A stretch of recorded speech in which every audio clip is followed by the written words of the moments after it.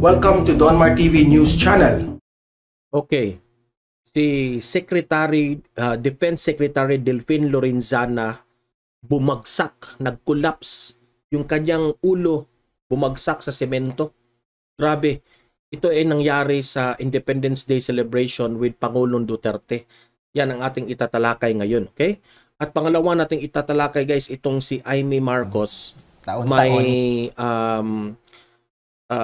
yung interview niya, itong mamang ito ay medyo anti-Marcos ito.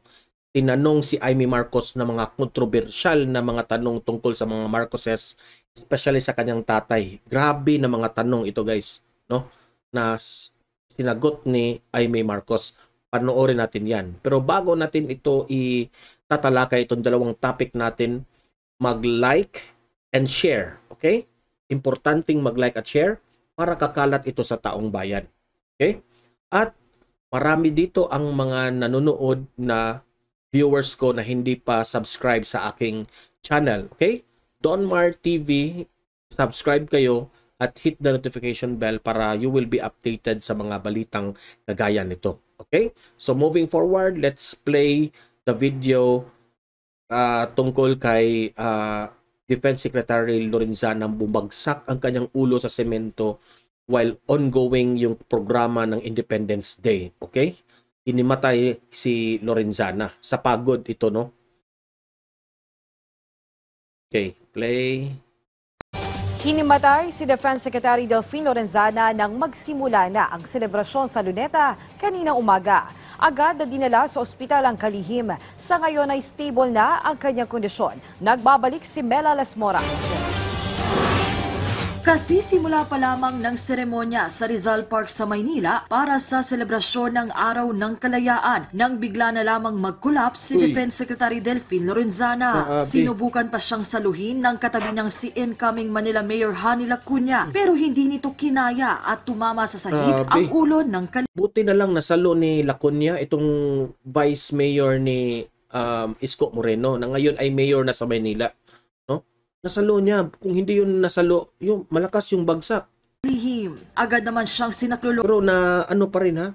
Bumagsak pa rin siya sa semento. Masakit pa rin yun. Ng mga opisyal sa paligid at inalis muna ang kanyang barong para mas makahinga. Maya-maya pa, nagawa namang makabangon ni Lorenzana at bahagya rin siyang nakapaglakad. Nang mailagay na sa stretcher, agad namang isinugod sa ospital ang kalihim. Ayon kay Senator Christopher Bongo na isa sa mga sumaklolo kay Lorenzana, bigla na lang po ako na narinig ko lang po na tumama yung ulo niya sa semento. Nung nakausap namin na sabi niya nahilo raw po siya. Sana po okay siya. Sabi kanina ng mga medical board, he's stable naman po. Let's pray for him.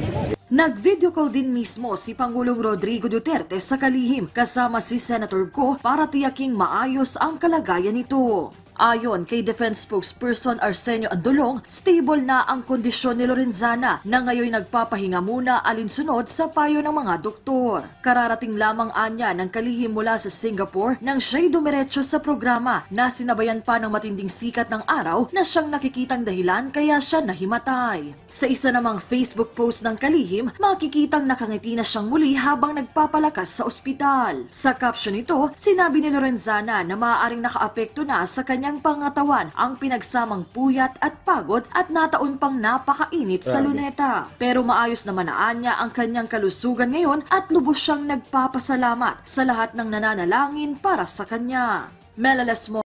Grabe guys, no? So ito yung balita tungkol kay Lorenzana na para sa akin ay malaki ang pasalamat natin na okay lang siya, no? Kasi inimatay ito dahil sa pagod. Galing pa sa Singapore yata yung sinabi na galing pa sa Singapore, puyat, no? At mainit yung araw sa Luneta, no? So grabe, no? Yung mga gabinete ni Pangulong Duterte, saludo ako sa inyo. Kudos to inyo guys for a hard work during sa panahon ni Duterte, no?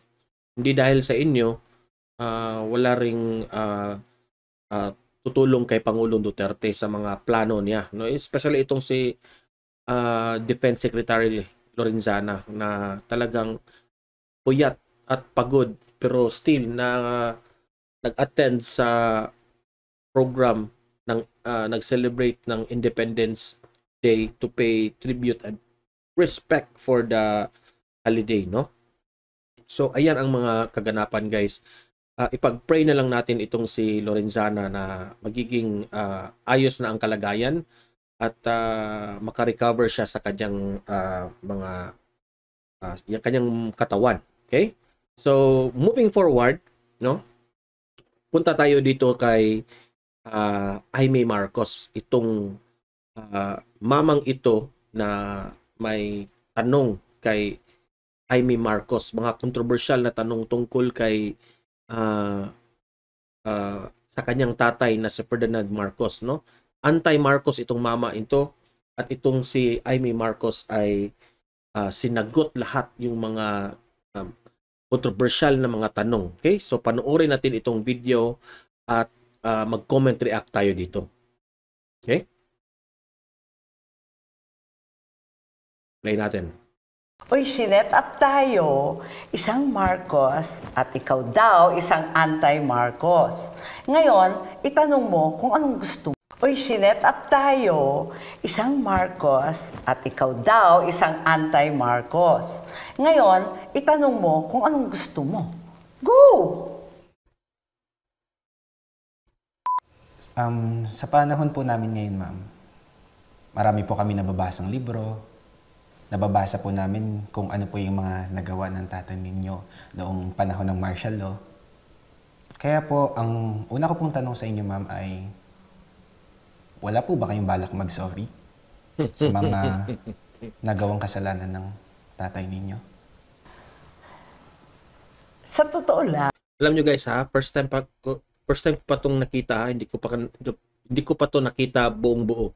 sa aming pamilya, ako yung pinakamadaling kausap. Sorry ako ng sorry. Paano, ang dami kong palpak. Nako, pag halimbawa, di ba, inilabas mo yung paa mo, natapilok yung tao, magsusorry ka kaagad. Wala ka namang pakay na mahulog yung tao, pero nagsusorry ka kasi nasaktan eh. Ngayon, yung pagiging pangulo, yung presidency na yan, maraming nasasaktan, maraming mahirap na desisyon, pero never ko naman kasi naririnig yung tatay ko na nagsasabi na patayin yan, saktan yan. Wala namang ganun eh. Ako na mismo, aaminin ko, marami talagang tao na kung ano-anong ginawa na di naman namin kontrol yun. Pero kung may nasaktan, ako na mismo ang magpapaumanhin. Ako, Aimee. At Kasi sa panahon ng kanyang tatay, walang social media, no? So lahat siniraan ng mga mainstream media. So, yan. Sirang-sira talaga sila noon. talagang kung makapagbigay sa kanila ng konting kagaanan ng loob, ano ba naman ako, napagkaitan yon. Malaking bagay yun eh. Ito naman po, ma'am, taon-taon lumalabas yung mga issue po tungkol sa pamilya nyo, kahit hindi election. Kaya po, ang tanong ko, ma'am, ano po yung masasabi nyo tungkol sa mga kaso at demanda laban sa pamilya ninyo? Sa politika, marami talagang mapaghiganti. Nag-umpisa yan, higit sa 4,000 yata yung kaso. Ngayon, kaunti na nga lang eh. Mga ilan po yan, ma'am? Siguro hindi na mabilang sa...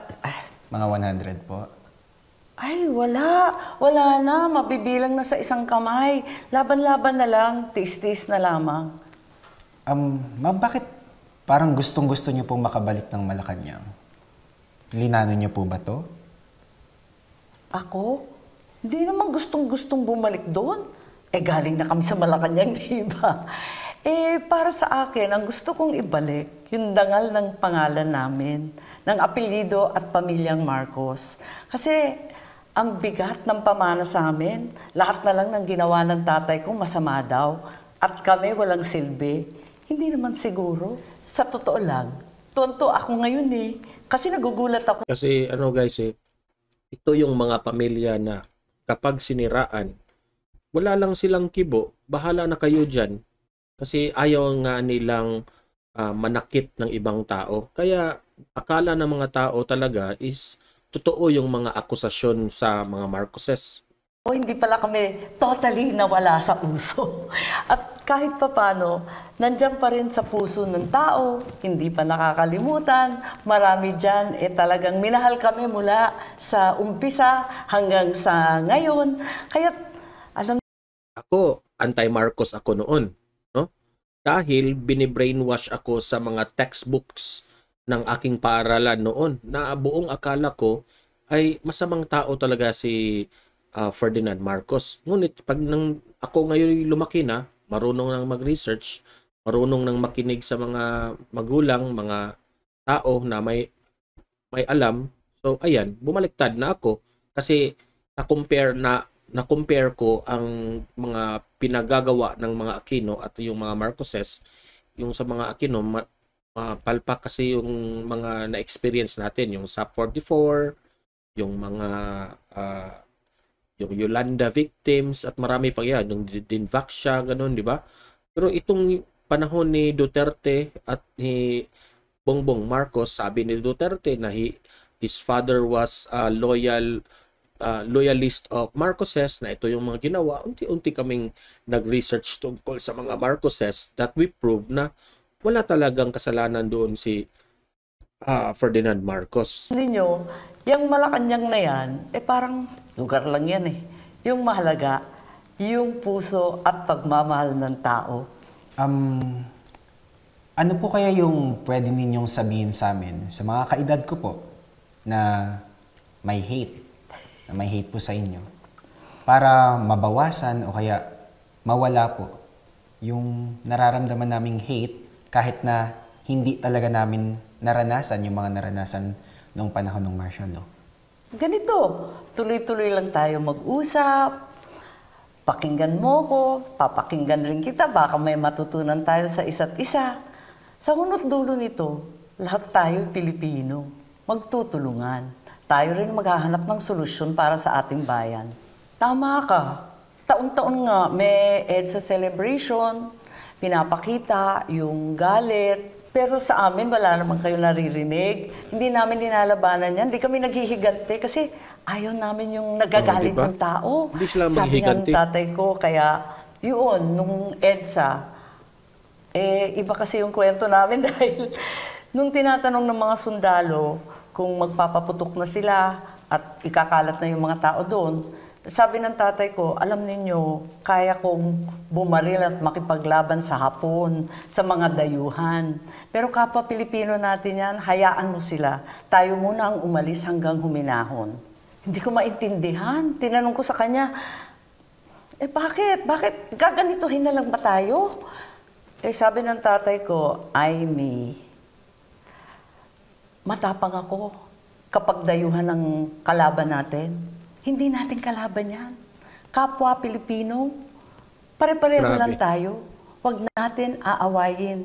Umalis na muna tayo. Umalis na muna tayo para walang gulo. Huwag natin aawayin kailanman. Kaya kami, ako hirap na hirap, pero yan ang turo ng tatay ko. Huwag aawayin. Kaya ikaw, huwag mo na akong awayin, ha? Ha? Ha?